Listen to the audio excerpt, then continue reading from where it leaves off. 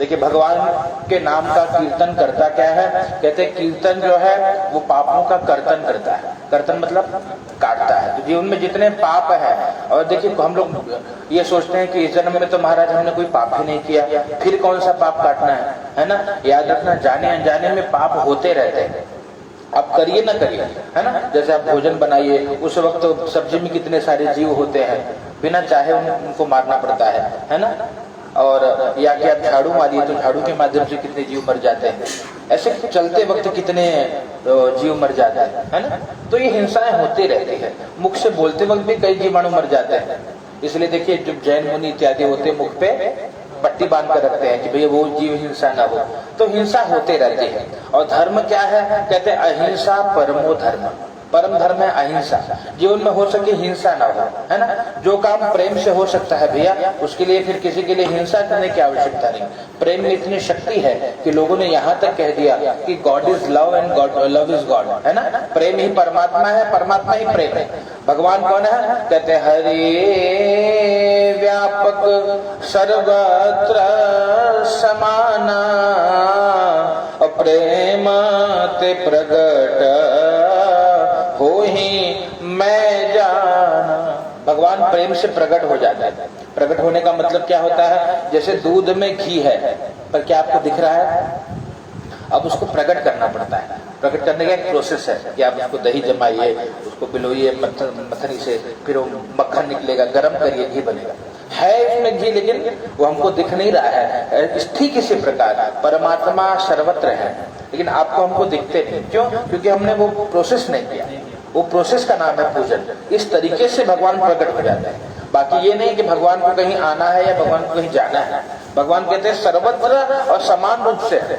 ऐसा नहीं कि कहीं कम है कहीं ज्यादा है, कि मंदिर में ज्यादा भगवान है या घर में कम है, ये नहीं। अगर भाव है तो परमात्मा सर्वत्र है, जहाँ ढूंढो वहीं भगवान।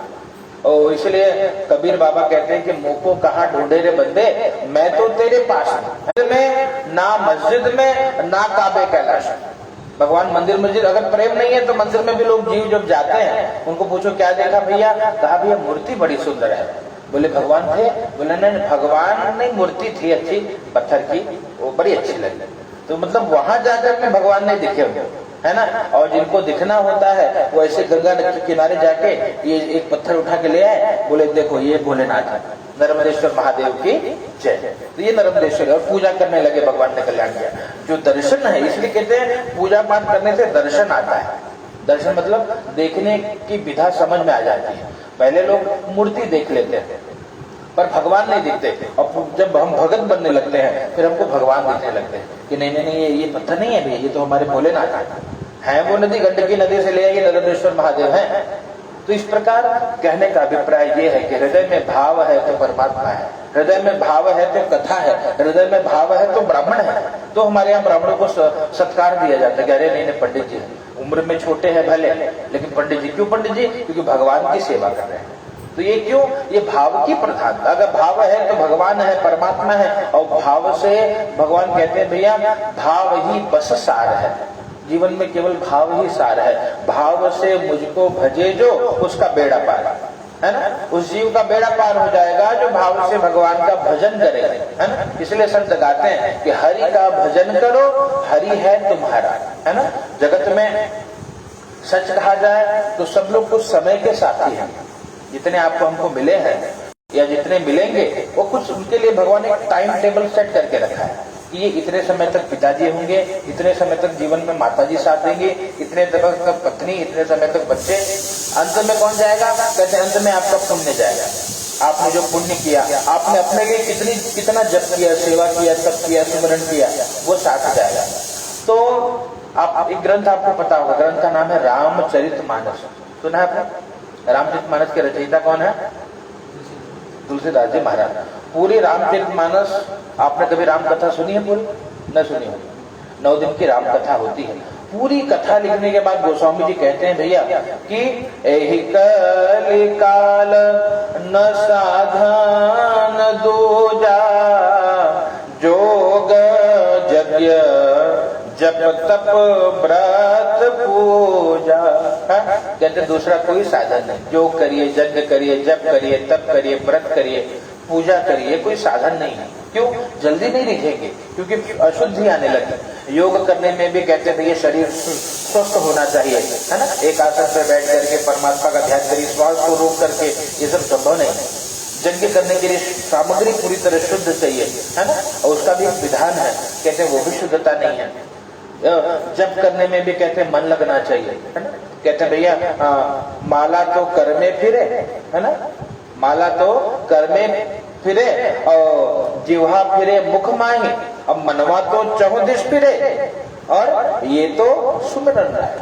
कहते हैं जो मन जो चारों तरफ फिर रहा है ये स्मरण नहीं है, मन भगवान में लगना चाहिए और तब जाके स्मरण होगा। इसलिए हमारे यहाँ गीत गाते हैं, सांसों की माला में सुमिरू मैं सीताराम। इसलिए कहते हैं भैया एक तरीका संतों ने बताया कि जब याद आया परमात्मा जी तो श्वास श्वास में हरि भजो और वृथा श्वास जनी खोल, है ना। श्वास श्वास में भजने का प्रयास करो, सांस में जो आपकी इष्ट है उनका नाम श्वासों में, है ना। श्वास श्वास में हरि भजो, जो सोचते बुढ़ापे में भजन करेंगे, है ना।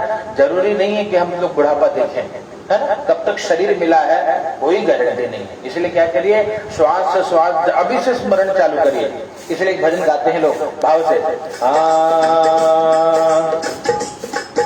भजन करो भरी जवानी में बुढ़ापा किसने देखा है, भजन करो भरी जवानी में बुढ़ापा किसने देखा है। बुढ़ापा का कोई भरोसा नहीं, इसलिए श्वास श्वास में हरि भजो वृथा श्वास जन खोय, ना जाने इस श्वास की आवन हो या न हो, न जाने पुनः आए या न आए। इसलिए भगवान की कथा अगर मैं विस्तार में बताऊं तो कहते हैं 1 महीना लग जाएगा कथा करते करते, है ना। संक्षेप में सुनिए, कम समय में भगवान की महिमा जान जाइए। भगवान की कथा क्या है? 5 अध्याय की कथा है।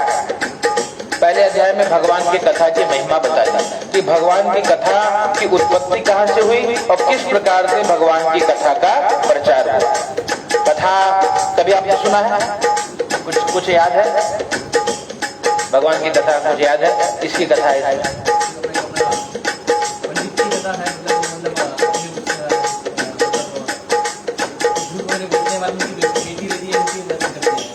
हाँ नहीं आप बराबर याद नहीं, ये तो बनिए की कथा है। चलिए ध्यान से सुनिए, एकदम संक्षेप में आपके मन में बैठ जाना चाहिए कथा।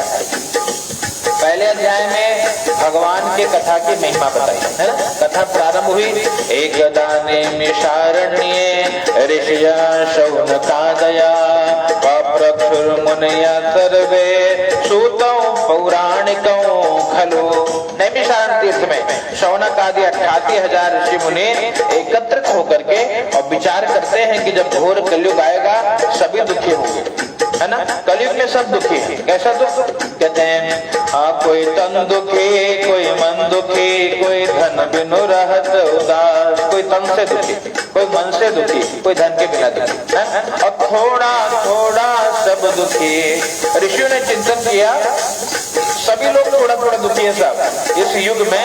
देखिए जैसे विद्यालय में हम जाते हैं तो विद्या प्राप्त होती है ना, वैसे संसार का नाम है दुखालय, है ना। संसार का नाम दुखालय है। कितना भी सुख का प्रयास जीव कर देखिए करता है। इसीलिए आप याद रखिए, बचपन से लेकर के अंतिम समय तक जीव जो कर्म करता है केवल और केवल सुख की प्राप्ति के लिए करता है कि सुखी हो जाए। पर क्या कोई सुखी मिला? विचारने विषय। हम बचपन में रहे या जवानी में रहे, हमेशा किसी न किसी प्रकार से सुख का एक सिक्के के 2 पहलू है ना।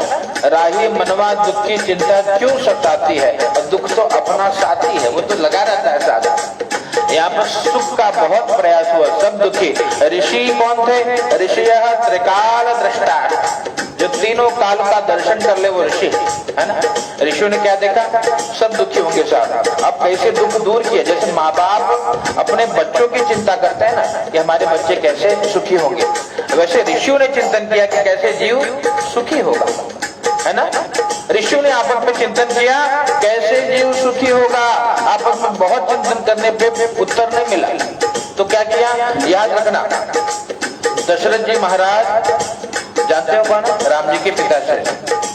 वो एक बार उन्होंने दर्पण देख लिया, दर्पण मतलब शीशा, आईना देख लिया, और देखा तो क्या देखा, एक बार भूपते मन माही, भई गलानी मोरे सुत नाई। ग्लानि होने लगी, क्यों? आश्रमण समीप भय स्थित केसा। क्या देखा? कान के पास जो बाल है वो सफेद होने लगे, और चिंता इस बात की हुई कि भैया बुढ़ापा आ रहा है ना। ये श्वेत, पहले ये सब लक्षण थे कि बाल सफेद हो मतलब बुढ़ापा आ रहा है। अब तो कोई भरोसा नहीं, कलयुग का ऐसा प्रभाव बचपने से सफेद बाल होगा, है ना। बचपने से लोग बुढ़ापा हो रहे हैं। अब महाराज जी चिंता भाई महाराज, अरे ये तो बुढ़ापा आ रहा है, अब कोई संतान नहीं है, कैसे काम होगा, कौन संभालेगा, कैसे हमारा वंश चलेगा। महाराज जी को बड़ी चिंता भाई, और जब चिंता भाई तो क्या किया, गुरु जी के पास तुरंत एक सूत्र है, जब चिंता हो तो क्या करिए, जो हमारे गुरु जी हैं, जो हमारे पुरोहित जी हैं, जो हमारे पंडित जी हैं, उनसे परामर्श लीजिए। महाराज जी ने क्या किया, गुरु गृह गया तुरंत मही पाला, गुरु गृह गया तुरंत मही पाला। तुरंत गुरु जी के पास गए, है ना। ठीक वही बात यहाँ ऋषियों ने भी चिंतन किया। क्या चिंतन किया कि उपाय ही नहीं मिल रहा है, प्रॉब्लम का कोई सॉल्यूशन ही नहीं है, अब क्या किया जाए। गुरु जी के पास गए। कौन गुरु जी उनके? कहते हैं सूत जी महाराज। सूत जी महाराज नैमिषारण्य में अपने आसन पे आसीन थे। ऋषियों ने बोला कि चलो भैया उपाय तो मिला नहीं, अब गुरु जी की शरण में चलना चाहिए, है ना। बस एक बार आजा गुरुदेव की शरण में, है ना। कोई गुरु है आपके? किसी से दीक्षा लिए? हाँ, तो भले दीक्षा लिए हो ना। वो नाम जपना बहुत महत्व है। जो गुरु जी ने जो मंत्र दिया है, एक माला तो रोज करिए, कल्याण होगा। गुरु जी तो देखिए, गुरु मतलब ये देह नहीं है, ये शरीर तो भैया किसका कब खत्म हो जाए तो रात जाने। गुरु आप और हम कौन है, ऐसे विचार करिए। हमारा जो फिलोसॉफी है, भारतीय दर्शन है ना, इंडियन फिलोसॉफी, वो कहता है कि भैया हम शरीर नहीं है ना, हम कौन है, आत्मा है। शरीर ही कहते हैं, मतलब शरीर को जो चलाने वाला है वो हम है। मैं जब चाहूंगा तो यहाँ उठेगा, मैं जब चाहूंगा तो ये बैठेगा, ये कंट्रोल होना चाहिए। तो शरीर पे कंट्रोल हो, मन पे कंट्रोल हो। मन में जब सोचो तो वहां दौड़े, नहीं तो मनवा होता क्या है, लोग क्यों दुखी हैं कि मन के अनुसार चलने लग गए, दुखी हो गए। इसलिए शास्त्र संत कहते हैं, मन के मते न चालिए, मन की गति अनेक। मन की अनेक गति, जितना इसके पीछे दौड़ोगे साहब, ये दौड़ाते रह गए, है ना, और इससे जीव दुखी हो जाएगा। सूत जी महाराज के पास गए, गुरु जी को कहा महाराज उपाय बता दीजिए। सूत जी महाराज, उन्होंने कहा महाराज कौन सा उपाय, बड़ा उपाय बताऊं? बोले नहीं, कलयुग में समय नहीं होगा, कलयुग का जमाना इंस्टेंट वाला होगा, है ना, तुरंत वाला बताइए, जल्दी हो जाएगा। लघु उपायोस्ति भूतल, कोई छोटा उपाय बताना महाराज जिससे कल्याण होगा। उनको बता दिया। क्या बताया? भैया एक उपाय तो मैंने सुना है संतों के मुख से, शास्त्रों के मुख से, और नारद जी के मुख से सुना। बोले क्या सुनी आपने महाराज? कहा सत्य नारायणम देवा यजे चैव निशामुखे। क्या सुना है? सत्य नारायण भगवान की सेवा अगर कोई जीव करता है, भगवान उसका कल्याण करते हैं। इतनी महिमा है भगवान। बोले अच्छा महाराज, तो ये आपको किसने बता दिया? कहा हमको बताया श्री नारद जी ने बता दिया। बोले नारद जी को किसने बताया? कहा नारद जी को भगवान ने बताया। बोले या स्वयं पद्मनाभस्य मुख पद्माद्विनिश्रितो, भगवान के श्रीमुख से निकली है। देखिए इसलिए मानस में चौपाई आती है, असजल मूल जिन सरे तन नाही, बरसी गए पुनि तब ही सुखाही। जिस मूल का जल सजल न, मतलब जो वृक्ष है, जो पेड़ है, उसका मूल मतलब जो जड़ है, अगर सजल नहीं है, मतलब जल के साथ में नहीं है, तो वर्षा जाने के बाद वो सूख जाएगा। और सजल मूल है तब वो हमेशा हरा भरा रहेगा। भगवान की कथा आज तक प्रवाहित हो रही है। इतने सारे फिल्म आ गए कि दूध क्यों चढ़ाते हो शंकर जी पे, गरीबों के मुख में डाल दो, है ना, ज्ञान देने वाले बहुत बड़े हैं। या बहुत सारे बातें हैं, है ना। लेकिन उसके बाद में क्या लोगों की श्रद्धा कम पड़ी, क्या लोगों ने कुछ सेवा में उल्टा और भी भाव से और भी शक्ति के साथ भगवान की सेवा जीव करने लगा। कहने का अभिप्राय इतना सजल है ये मूल कि भैया कोई कितना आक्षेप लगाए, ये सनातन धर्म की गंगा निरंतर प्रवाहित होती रही, है ना। इसलिए गुरुदेव भगवान कहते हैं देखिए अगर हम लोग हिंदू है ना, एक काम जरूर करें। क्या करें? भाव से आपको गाना है ना। बोलिए, हम तो हिंदू हैं हिंदू कहाएंगे, राम चरणों में बलि बलि जाएंगे। हम तो हिंदू हैं हिंदू कहाएंगे, राम चरणों में बलि बलि जाएंगे, है ना। हिंदू है तो कहनाने में शर्म नहीं आना चाहिए। बाकी लोगों को देखिए, बाकी धर्म वाले धूमधाम से प्रचार करते हैं अपनी सेवा के लिए, हम लोग हमको शर्म आने लग गया। तिलक लगाने में शर्माने लगे, चोटी रखने में शर्माने लगे, धोती पहनने में शर्माने लगे, है ना। और जब अपने धर्म से शर्माओगे साहब तो बोले धर्मो रक्षति रक्षक, जो धर्म की रक्षा करता है धर्म उसकी रक्षा करता है ना। यहाँ पे यही बात है जो करना क्या चाहिए हिंदुओं को, ध्यान से सुनिए। हमारे पूज्य पाद गुरुदेव भगवान का दिव्य भजन है गीता रामायण भागवत सुनेंगे हम, है ना। गीता सुनिए, कभी घर में बैठा कर गीता सुनिए, बच्चों को बुला करके रामायण की चौपाई पढ़ाइए, है ना। क्या सिखाना है बच्चों को? प्रातः काल उठ के रघुनाथा, माता पिता गुरु नावहीं, है ना। प्रातः काल उठ करके जैसे राम जी क्या करते हैं, माता पिता और गुरु के चरणों में शीश नवाते हैं। सनातनियों का ये धर्म है कि अपने माता के चरणों में शीश झुकाएं। बच्चे सीखेंगे आपके साथ वही करेंगे, इसलिए कहा गया बच्चों को सिखाना है ना। और सिखाने वाले तो बहुत मिल गए, लेकिन बच्चों को सिखाने से काम न चलेगा। कहते हैं बच्चों को दिखाना पड़ेगा। आप जो कर रहे हो बच्चे आपको नोटिस करते हैं। घर में माता पिता झगड़ेंगे, बच्चे यही सीखेंगे, यही कर्म करेंगे, है ना। तो क्या अभिप्राय कि भैया अपने आचरण को, पेरेंटिंग एक कला है साहब। पेरेंट बनने के बाद पालक बनना बहुत जिम्मेदारी का काम है। कथा में प्रवेश करिए। यहाँ पर नारद जी ने क्या देखा? नारद जी ने बताई है कथा, कहा हमको पूरी बात बताइए। ऋषियों ने कहा महाराज हमको समझा नहीं, पूरी बात बताते। बताया एकदा नारदो योगी परानुग्रह कांक्षया, पर्यटन विविधान लोकान मर्त्य लोकम उपागत। नारद जी क्या है? योगी है ना। योगी मतलब कहते जो भगवान से युक्त रहे। नारद जी को आपने हमेशा देखा होगा, नारद जी के हाथ में क्या होता है? वीणा होती है ना। और वीणा लेकर के नारद जी क्या करते हैं? वीणा लेकर के भगवान के नाम का कीर्तन करते हैं। कुछ क्षण भगवान के नाम का कीर्तन करिए, फिर कथा सुनिए। श्रीमन नारायण नारायण नारायण, श्रीमन नारायण नारायण नारायण, लक्ष्मी नारायण नारायण नारायण, बदले नारायण नारायण नारायण, क्षत्रिय नारायण नारायण नारायण, श्री हरि नारायण नारायण नारायण। ये नारायण के नाम की महिमा है। यहाँ क्या बताया? भगवान के नाम का कीर्तन करते हुए श्री नारद जी अनेक लोकों में भ्रमण करने के बाद और फिर मर्त्यलोकमुपागतम्, मृत्युलोक में आया है। और मृत्युलोक में आने के बाद अनेक लोकों में गए तो सब ठीक ठाक था, कोई दिक्कत नहीं। जब नारद जी मृत्युलोक में प्रवेश करते हैं भैया तो सबको दुखी देखते हैं, है ना। हमको लगता है कोई सुखी नहीं है, लेकिन याद रखना कि हमको ये लगता है, हम लोग इस गलतफहमी में जीते कि सारा दुख हमारे साथ ही है, बाकी सब सुखी है।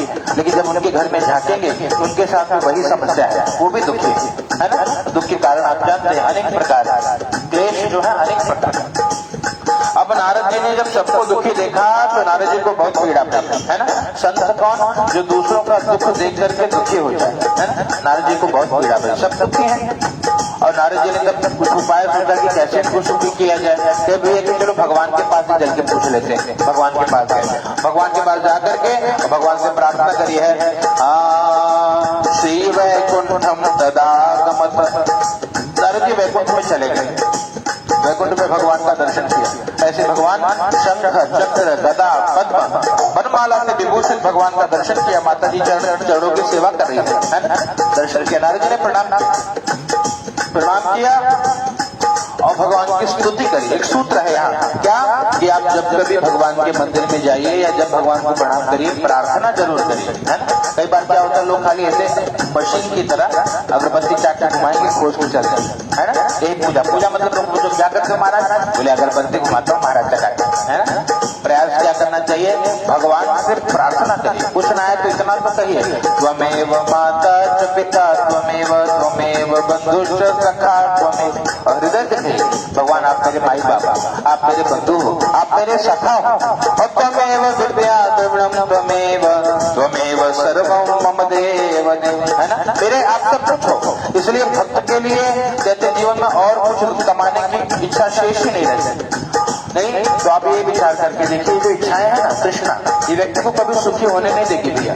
आपके पास एक बंगला हो या आपके पास 100 बंगले हो, है ना, वो कितना हो वो व्यक्ति कभी शांत नहीं होगा। ये जितना बढ़ाते जाओगे, कहते हैं जिमी प्रतिलाभ लोभ अधिकाए, जितना जितना मुनाफा होगा साहब उतना लालच बढ़ते जाएगा, है ना।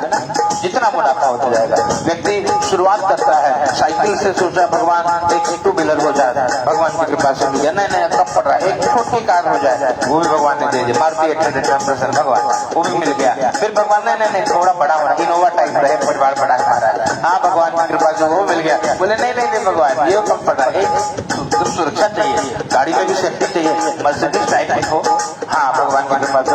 अब घर छोटा पड़ रहा है, घर बड़ा हो जाए। याद रखना, अंतिम समय में किसी वृद्ध को पूछो भैया आप क्या आपकी इच्छा पूरी होगी भैया, कह नहीं महाराज, क्या है साहब बस जो नाती सब का ब्याह देख लेते तब मर जाए तो आनंद है। इच्छा कभी पूरी नहीं हुई किसी की, और आज तक कोई व्यक्ति ऐसा मिलेगा नहीं आपको जो बोले कि भैया हमारी सारी कामना पूर्ण हो गई। कौन मिलेगा, कुछ मिलेंगे। कहाँ मिलेंगे, जब आप जाओगे गंगा के किनारे, है ना। सबसे अमीर आदमी अगर आपको ढूंढना है, आपकी दृष्टि में सबसे अमीर कौन है बताइए, आपकी दृष्टि में जो अमीर है, जो सबसे धनवान है, कौन है वो धनवान, अंबानी जी, है ना। जाके पूछना क्या इतना बहुत है आपके पास, तो बोलेंगे नहीं कम है, वो उसको देखो बिल गेट्स है। अब आजकल मैं वो कौन बहुत बड़े हैं, धुरंधर आते जा रहे हो, जुकरबर्ग के पास है, ये सब ज्यादा पैसे, हम गरीब है साहब, हमसे क्या बात है ना, वो भी गरीब। और अगर आपको सचमुच अमीर ढूंढना है तो आप कभी चले जाइए किसी वृंदावन में चले जाइए, है ना, कभी कहीं चले जाइए, किसी तीर्थ में चले जाइए, वहाँ कोई बाबा मिलेगा, है ना। बाबा को बोलो कि भैया कुछ आपको चाहिए क्या, बोले नहीं बहुत है मेरे पास। बोले क्या बात कर रहे हैं, क्या है आपके पास, बोले भैया कुछ चाहिए आपको चाहिए तो दूं, आइए प्रसाद आ जाइए, हमारे यहाँ सब है हमारे यहाँ। बोले तो महाराज आपको क्या चाहिए, बोले नहीं एक चीज देखो सूख रही है, लंगोटा, एक लंगोटा धो के सुखाए एक महीने है, ये हमारी प्रॉपर्टी, इससे ज्यादा प्रॉपर्टी चाहिए नहीं हमको, हमारे पास सब है ना। किसने कहा, चाह गए चिंता गए मनुआ पे परवाह, जिनको कछु नहीं चाहिए वो शाहों का शाह। जब चिंता चली गई, चाह चली गई, वो राज को महाराज है, इसलिए संतों को महाराज कहते हैं। और महाराज जी आइए, क्यों महाराज पैसे वाले नहीं, उनके पास संतोष है, कहते हैं गोधन गज धन बाग धन और रतन धन खान, जब आवे संतोष धन सब धन धूरी समा। जब ऐसे में संतोष आ गया ना, नहीं इतना बहुत है, परिवार को 2 वक्त की रोटी मिल जाती है और सब चकाचक नींद आ रही है, कोनो इंसुलिन न चुकना पड़ रहा है खाने में, शरीर भी फिट है, तो भैया हम तो बहुत स्वस्थ हैं भगवान की कृपा से। याद रखना, ये जब संतोष आ जाए व्यक्ति धनवान है। नारद जी ने भगवान को प्रार्थना करी, हम बात कर रहे हैं प्रार्थना की। जो आपको है ना है तो लोग भजन गाते थे गाँव में, याद है आपको, जब नवरात्रि होता था तो माताएं गाँव में क्या करते हैं पता है आपको, जब यही हुआ है ना, हमारा नहीं हुआ है ना, इसलिए कम जाते हैं। फिर भी इतना जाते हैं कि गांव में नवरात्रि जब आवत रहे तो ये जरूरी नहीं, सबका सामर्थ्य नहीं था कि हवन वगैरह पूजा करें। क्या करते थे, माताएं एकत्रित होती थी और बैठ के गीत गाती थी। कौन सा गीत, नवरात्रि में बताइए, सुन आप सुन के याद आएगा, मिया के डारी मैया डाले झूलवा हो, कि झूमी झूमी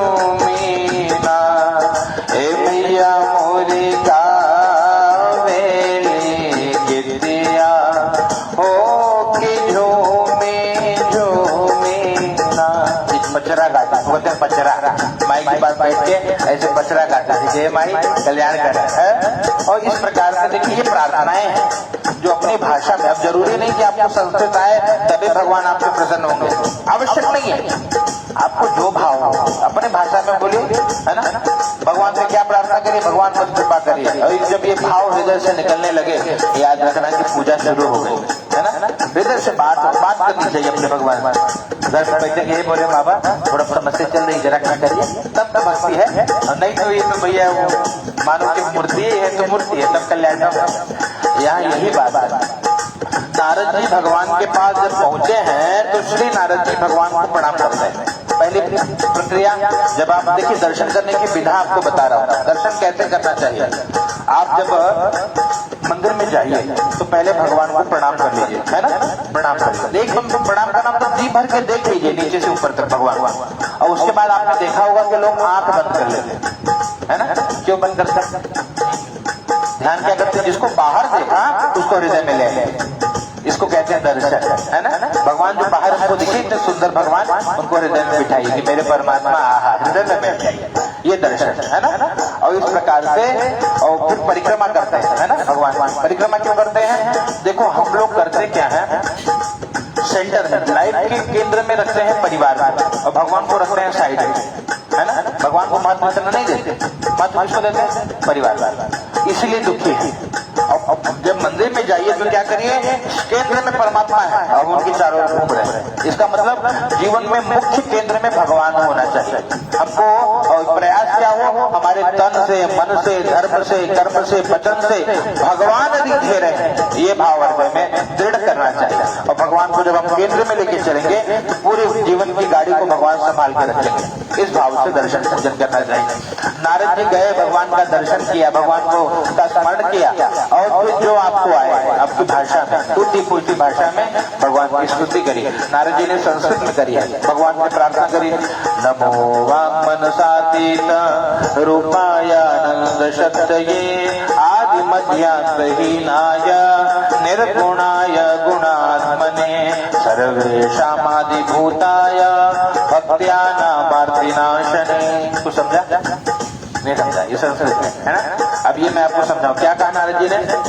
भगवान ना आपका आदि है, ना आपका मध्य है, ना आपका अंत है, मतलब भगवान हमेशा है। जब संसार नहीं था ना तो जो थे वो भगवान है ना। संसार के रूप में जो दिख रहे हैं वो भी भगवान है, और जब संसार समाप्त हो जाएगा जो बचेंगे वो भगवान का आदि मध्य अंत नहीं है। और भगवान से क्या कहा, नमो वांग मनसातीत। भगवान वाणी और मन से परे हैं।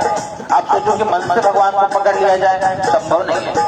या वाणी से बोल दिया जाए कि भगवान यही भगवान है, संभव नहीं। इतने चारों वेद, 18 पुराण, उपनिषद, वेद, शास्त्र, संतों ने अपनी अपनी भाषा में कितनी स्तुति गाई, आज तक कोई बता नहीं पाया कि यही भगवान है ना। भगवान की महिमा पूरी हो नहीं पाई, है ना।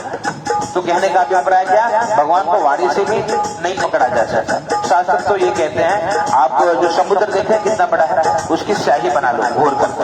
पेड़ कितने सारे होंगे, वृक्ष, सबको काट के बड़ी सी लेखनी बना लो। अब लिखने वाली साक्षात माँ शारदा, माँ शीतला, शारदा मैया स्वयं सरस्वती जी अब भगवान की महिमा लिखना प्रारंभ करें तो भी भगवान का हरि गुण लिखा न जाए, तो भी भगवान की महिमा का पूरी तरह वर्णन नहीं किया जा सकता।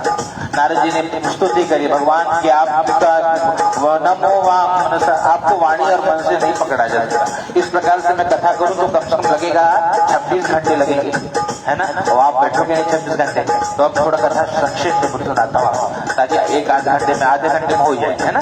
बराबर सही चल रही नहीं, आधे घंटे में कथा आप समझ जाए। अब संक्षेप में कथा सुनिए।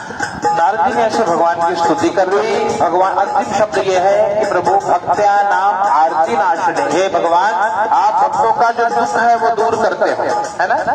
भगवान भक्तों का दुख दूर करते हो। भगवान ने कहा कि नारद कौन से भक्त दुखी है मेरे?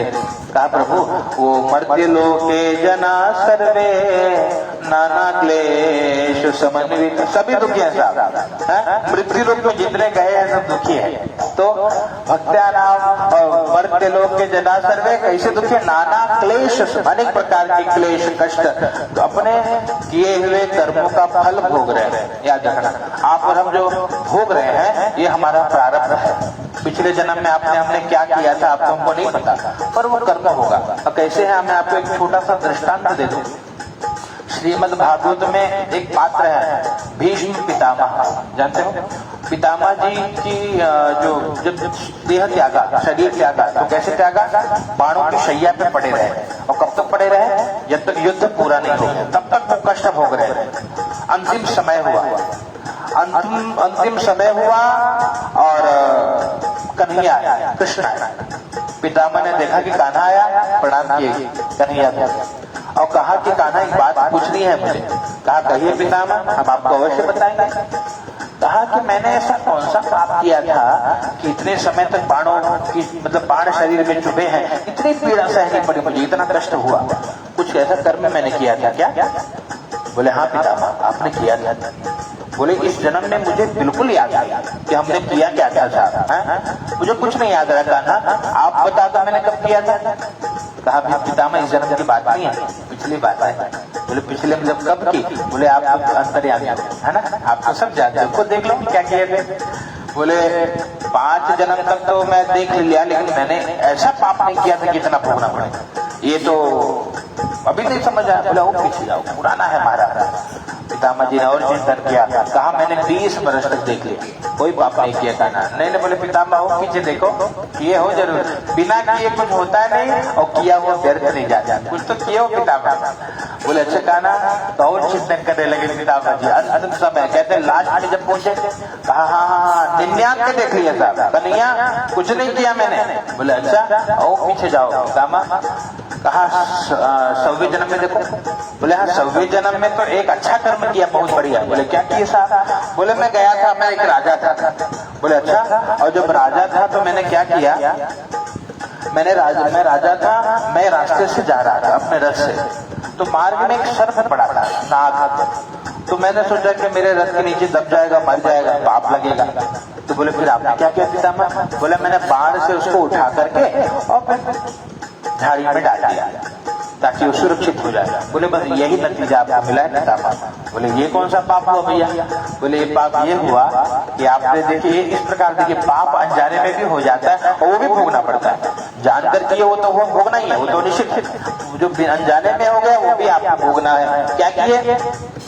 बोले वो जो बाण से उठाकर सर्प को आपने जिस झाड़ी में डाला था पितामह, वो कांटों की झाड़ी है, शरीर में पूरी तरह कांटे चुभ गए सर्प के, वो तड़प कर मर गया और वो फल आज आपको मिला है जन्म में। तो कहने का अभिप्राय देखो, अवश्य में वो भोक्तव्यम कृत कर्म शुभाशुभ, जो भी शुभ अशुभ कर्म आप कर रहे हैं या किए हैं वो हमको भोगना है। इसलिए हमको आपको कई बार लगता है कोई संत भी है, जैसे चाहे गोस्वामी जी हो गए है ना, चाहे सूरदास हो गए, उनके जन्म में बहुत पीड़ा मिली है ना, चाहे क्राइस्ट हो गए है ना, वो क्राइस्ट को खिलट होकर लटका दिया गया। क्यों? ये पिछड़ा, वो जो संत होते हैं वो उनका ये अंतिम जीवन होता है, तो क्या करते हैं वो भैया इसी जन्म में सब भोग कर चले जाते हैं, आगे भोगना शेष नहीं रहता। इसलिए हो सकता है जो भक्त है वो बहुत दुखी दिखाई पड़े, इसका मतलब उनका कष्ट कट रहा है, उनका पाप कट रहा है, और वो भी वो प्रसन्न होकर के भोगते हैं, उनको कोई पीड़ा नहीं है। क्राइस्ट को भी पूछा गया कि भैया आपको तो लोगों ने इतना पीड़ा दिया, आप क्या कहोगे इनके बारे में? तो उन्होंने कहा कि मैं यही प्रार्थना करूंगा परमात्मा से कि कुछ क्षमा करता हूं। बोले क्यों भैया? बोले इनको पता ही नहीं कि ये लोग क्या कर रहे हैं, है ना। तो ये संत होता है, संत मतलब वो किसी की कमी नहीं ढूंढता, बुराई नहीं, सब उसको अच्छा लगता है, जो होना है वो तो होना है साहब। कोई निमित्त, कई बार इसलिए कहते हैं जो पूर्व जन्म के शत्रु है ना वो पुत्र बनकर आते हैं। आपने सुना होगा कि बेटे ने पिता को मार दिया, है ना। ये सब क्यों है? ये पिछले जन्म के शत्रु है, इस जन्म में हिसाब पूरा कर रहे हैं। तो इस प्रकार सबको हिसाब पूरा करना है। साहब पता नहीं आपका रिश्तेदार ही कोई हो और आपका पिछले जन्म का शत्रु हो, तो इसी प्रकार वो अपना बदला ले ले, तो भोगना तो सबको है। नारद जी ने यही कहा, भगवान सब दुखी है, उपाय बताइए। भगवान ने कहा नारद जी एक सरल उपाय मैं आपको बता रहा हूँ, सत्य नारायण मेरा एक रूप है, जो इस व्रत को कर लेगा ना उसका कल्याण होगा। कई बार लोग ये भी पूछते हैं, जैसे कल हम कथा करेंगे, पूछा महाराज आप बताते हो कि बनिए ने वो कथा करी, वो फिर वो ब्राह्मण ने वो कथा करी, तो वो कथा कौन सी थी, है ना, जो कर ली उन लोग ने, आप तो हमको उसकी कथा सुना रहे हैं। है ना। देखिए ऐसा नहीं है, उन्होंने देखिए मैंने आपको क्या, उन्होंने सत्यनारायण भगवान के व्रत को किया, सबने क्या किया, व्रत किया है। व्रत क्या है आप जानते हो, दिन भर व्रत रहिए, जितना हो सके भगवान के नाम का जप करिए, भगवान का पूजन कर लिए, आहुति दीजिए, यही व्रत का विधान है। कथा तो आपको हमको इसलिए सुनाई जाती है कि आप हम उस कथा से प्रेरणा लेकर के जीवन को सही दिशा में ले चलते, इसलिए कथा सुनाई जा रही है। बाकी विधान यही है जो आप कर रहे हैं, उन्होंने यही किया है ना। भगवान का पूजन किया, भगवान के नाम को गाया और भगवान को प्रेम से आहुति दी, इससे कल्याण होगा। तो यहाँ पर जब नारद जी ने सुना, नारद जी बड़े प्रसन्न भये, प्रभु कहा, प्रभु आपके व्रत में तो बहुत शक्ति है, पर हमको ये बताइए कि इससे मिलता क्या है, किम फलम, पहला फल क्या है और अंतिम फल क्या है।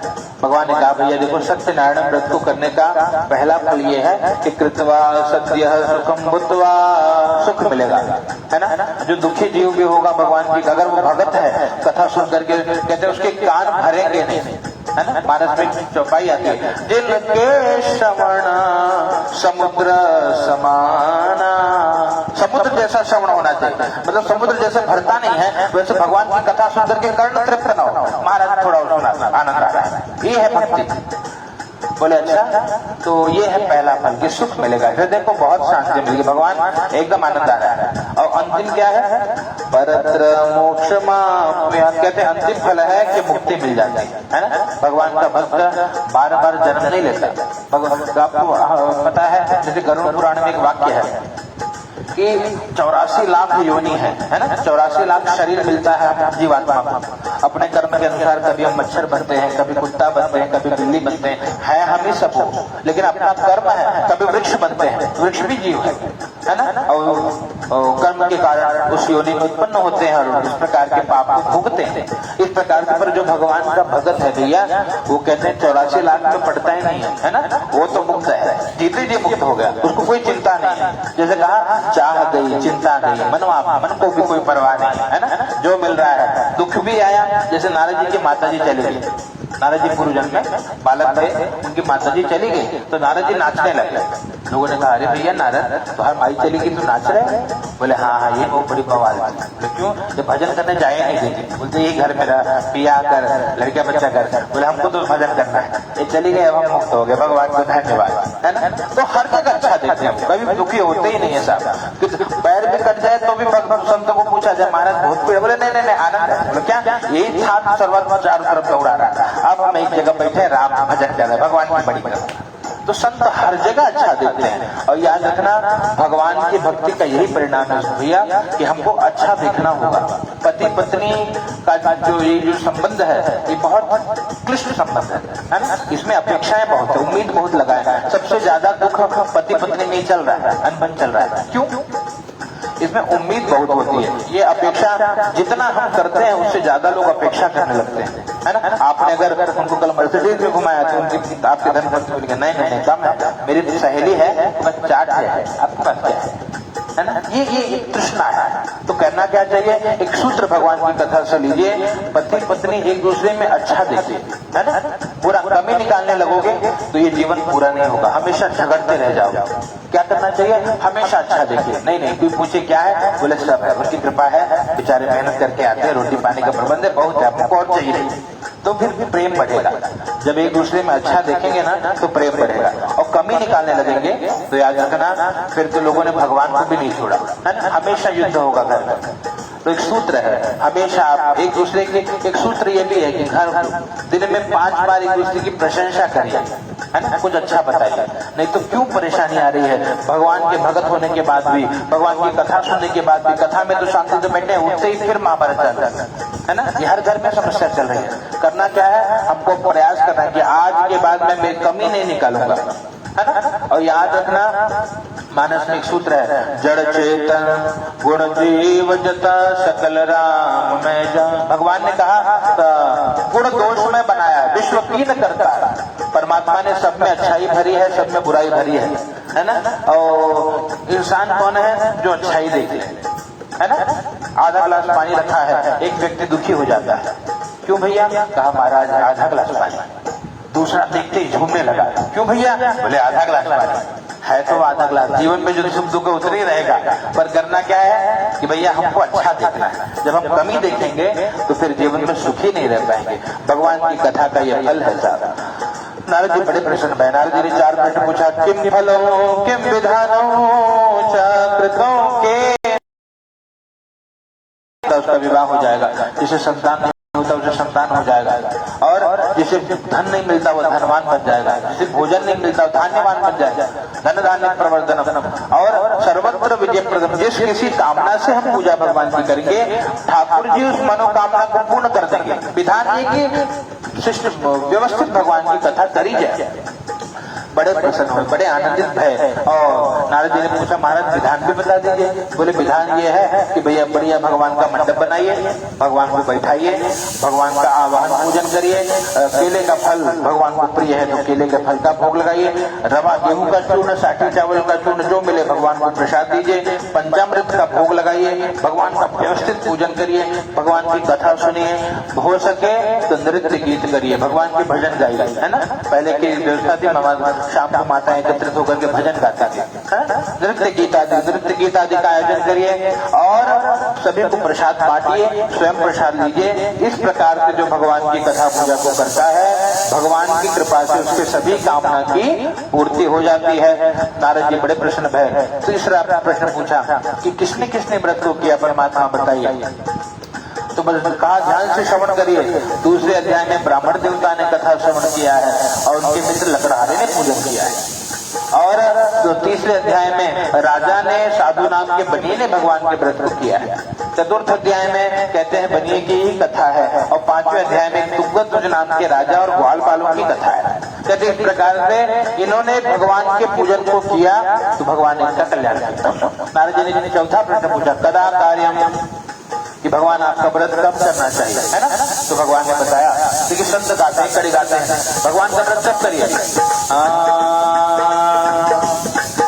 जब याद तुम्हारी आती है, मैं तेरे दर पर आता हूँ। जब याद आए, है ना, कोई दिल मूर्त नहीं देखना। और करना क्या है, अपने सुख दुख को हे ठाकुर मैं रो रो तुम्हें सुनाता हूँ, जब याद तुम्हारे आती है, मैं तेरे दर पर आता हूँ, मैं तेरे दर पर आता। जब याद आए उसी दिन भगवान का पूजन करना चाहिए, ये बताया।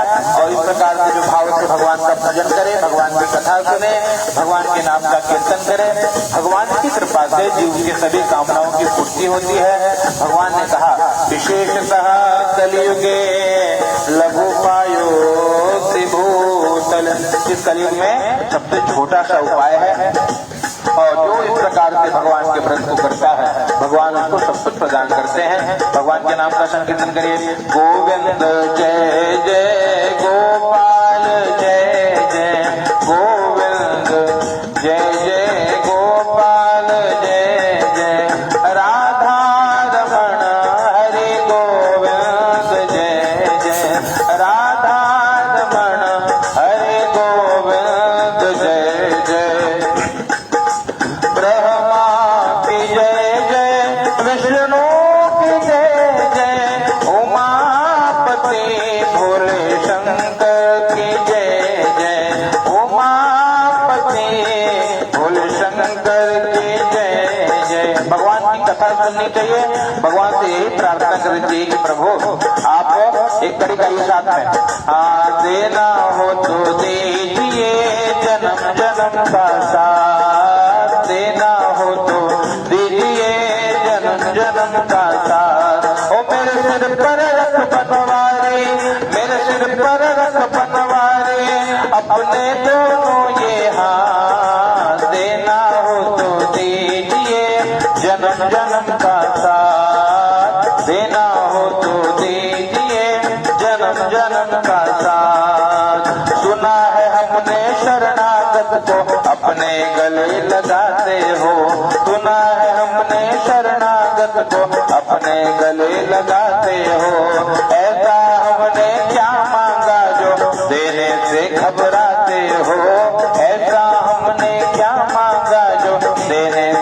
घबराते हो। बस इतनी कृपा कर दो, बस इतनी कृपा कर दो कि होती रहे मुलाकात। देना हो तो दीजिए जन्म जन्म का साथ, देना हो तो दीजिए का साथ। श्याम तेरे चरणों की धूली धन दौलत से महंगी है, श्याम तेरे चरणों की धूली धन दौलत से महंगी है। एक नजर कृपा की बाबा नाम इज्जत से महंगी है, एक नजर कृपा की बाबा नाम इज्जत से महंगी है। ओ बस इतनी कृपा कर दो, बस इतनी कृपा कर दो कि होती रहे मुलाकात। देना हो तो दीजिए जन्म जन्म का साथ। जय जय राधा रमण हरि बोल, जय जय राधा रमण हरि बोल, जय जय राधा रमण हरि बोल, जय जय राधा रमण हरि बोल, जय जय राधा रमण हरि बोल, जय जय राधा रमण हरि बोल, जय जय राधा रमण हरि बोल, जय जय राधा रमण हरि बोल। एक बार माता जी का भजन यहाँ लगभग 100 दर्शक हमें देख रहे हैं विज्ञान के माध्यम से। माता जी का भजन करते हैं, फिर कथा संक्षेप में श्रवण करेंगे। के लिए याद रखना कि जगत में सब सुंदर है ना, लेकिन बच्चे के लिए उसकी बात सुंदर है ना। भाव से गाइएगा। नदियाँ पा सुंदर सुंदर, पर्वत पा समुंदर सुंदर, नदियाँ पा सुंदर सुंदर, पर्वत पा समुंदर सुंदर, सबका से सुंदर मोरी मैया विंध्याचल मैया, सबका से सुंदर मोरी मैया विंध्याचल मैया। हे लाल लाल चुनरी से ललकी किरनिया निकले, लाल लाल चुनरी से ललकी किरनिया निकले, जग जाने सूरज की लालैया विंध्याचल मैया, जग जाने सूरज की लालैया परमेश्वरी मैया, जग जाने सूरज की लालैया मोरी काली मैया।